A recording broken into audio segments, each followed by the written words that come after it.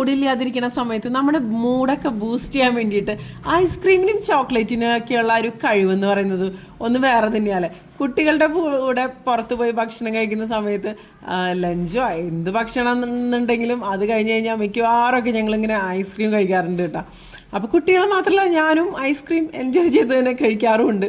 നമ്മുടെ ഓരോരുത്തരുടെ ഉള്ളിലും ഒരു കുട്ടി ഉറങ്ങിക്കിടക്കുന്നു എന്നൊക്കെ പറയില്ലേ, ശരിക്കും പറഞ്ഞാൽ നമ്മുടെ ആ ഒരു ഇന്നർ ചൈൽഡിനെ ഹാപ്പി ആക്കി വെക്കുക എന്നുള്ളത് നല്ലൊരു കാര്യമാണെന്ന് എനിക്ക് തോന്നാറുണ്ട് കേട്ടോ. അപ്പോൾ അങ്ങനെ ഭക്ഷണമൊക്കെ കഴിഞ്ഞ് പിന്നെ ദേ ഇവിടെ കണ്ടോ, ഇവിടെ നമ്മുടെ ആ ഒരു ഡ്രോയിങ്സൊക്കെ അപ്പം തന്നെ അവർ വരച്ചൊക്കെ തരുമുണ്ടോ. അവിടെ ആ ഒരു ഡ്രോയിങ് ചെയ്യാൻ വേണ്ടിയിട്ട് ആളുകളൊക്കെ ഇരിക്കുന്നുണ്ട്. പിന്നെ അത് കഴിഞ്ഞ് കുട്ടികൾക്ക് ഡ്രസ്സ് വാങ്ങിക്കാൻ വേണ്ടിയിട്ട് ഞങ്ങൾ മാക്സിലേക്ക് അങ്ങോട്ട് കയറിയിട്ടാണ്.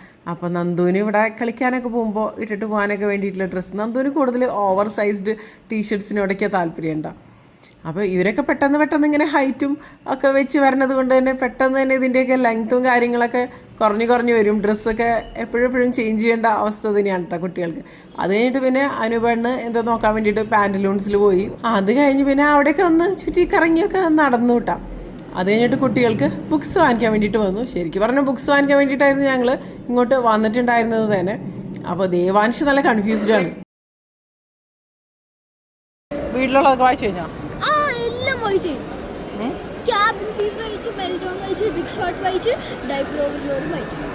അത് പറഞ്ഞെടുത്തോ, ഓരോന്ന് വായിച്ചു കഴിഞ്ഞിട്ട് നമുക്ക് എടുക്കാം. ഇതില് നല്ല ഫൺ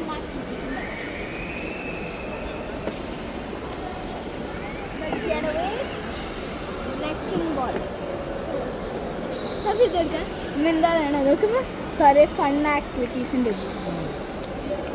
എപ്പോഴും PTM കഴിഞ്ഞ് കഴിഞ്ഞാൽ ഇവർക്ക് അവിടെ നിന്ന് തന്നെ ബുക്സ് വാങ്ങിച്ചു കൊടുക്കാറുണ്ട് കേട്ടോ. അപ്പോൾ മുന്നേ വാങ്ങിച്ച ബുക്സൊക്കെ വായിച്ചു കഴിഞ്ഞതിന് ശേഷം അടുത്തത് വാങ്ങിച്ചു കൊടുക്കുള്ളൂ കേട്ടോ. അപ്പോൾ ദേവാൻഷ് ഭയങ്കര കൺഫ്യൂസ്ഡാണ്. ഇഷ്ടപ്പെട്ട കുറേ ബുക്സൊക്കെ ഉണ്ടായിരുന്നു. അപ്പോൾ അതിൽ നിന്ന് ഏത് സെലക്ട് ചെയ്യണം എന്നൊക്കെയുള്ള കൺഫ്യൂഷനാണ്. അപ്പോൾ ഞാൻ ഓരോന്ന് അങ്ങനെ വാങ്ങിച്ചു കൊടുക്കുള്ളൂ കേട്ടോ. അത് കഴിയുമ്പോൾ അടുത്തത് അങ്ങനെ ആ ഒരു രീതിയിൽ കേട്ടോ. അപ്പോൾ ഇവിടെ നിന്ന് തന്നെ വായിക്കുന്നുണ്ട് ദേവാൻഷ്. അപ്പോൾ ഞങ്ങൾ പറയുമായിരുന്നു ഇവിടെ നിന്ന് വായിച്ച് വൈകിട്ടാകുമ്പോൾ തിരിച്ചു പോകാമെന്ന് പറയുമായിരുന്നു. ആ ഒരു എക്സൈറ്റ്മെൻറ്റിൻ്റെ ഒരു ലെവല്. പിന്നെ നന്ദു ഹാരി പോട്ടർ അങ്ങനത്തെ കാര്യങ്ങളൊക്കെ നോക്കുന്നുണ്ടായിരുന്നു കേട്ടോ.